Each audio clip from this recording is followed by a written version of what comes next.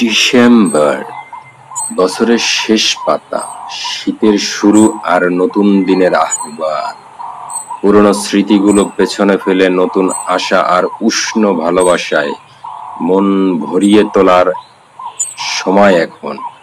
বছর শেষের এই সুন্দর মাসটি সকলের জন্য আনন্দময় হোক।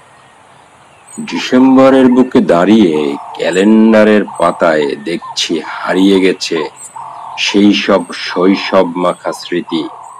বার্ষিক পরীক্ষা, নানা বাড়ি, দাদা বাড়ি, বেড়াতে যাওয়া, বনভোজন করা সহ কত শত স্মৃতি মাখা দিন হয়তো আর কখনোই ফিরে আসবে না আমাদের মাঝে।